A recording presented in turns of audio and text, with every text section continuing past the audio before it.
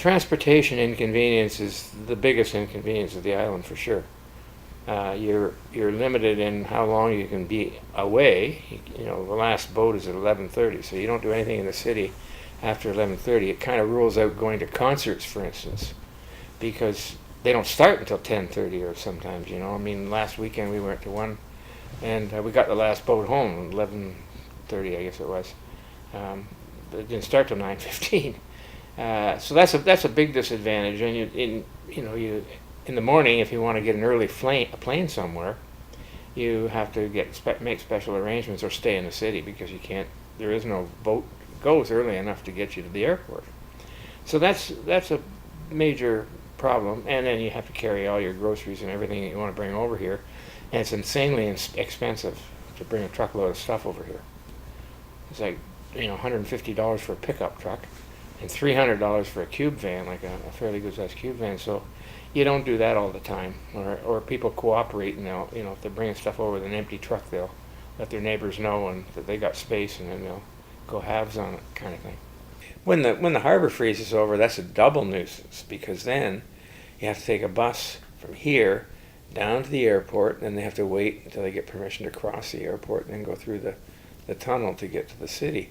And that's, it's an extra nuisance. And then you, of course, get left off at the airport, and your car is way down where it normally is, which is down York Street. So you got to get from the airport down to York Street. So it can be an hour to get from here to your car, which you can almost see. It's really annoying. And that periodically the harbor freezes up, and that happens sometimes for weeks on end, or the boats break down and can't get through it. Whatever happens. Control fire, pump 331 is back to station. We will advise when we're back. I mean, the EMS guys, if they're here, like the fire hall's we got one fire hall for 700 people. I mean, nobody else in town can claim that. They're not the brightest guys on earth. They don't even know the streets all the time, but they get the job done. If people have, if you have an emergency, an appendicitis or something like that, you call them. Just call 911, and they'll set it all up, and they'll bring a boat over from the city, from the police waterfront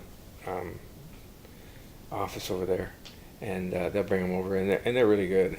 I mean, we've used those, and there's a lot of people, older people, that periodically you'll see the ambulance go down the street, and they get them over to the boat, and they either have the fireboat, the big fireboat, meet them, and they have it come over and take them to the city that way, and then they get them from the waterfront up to the hospitals.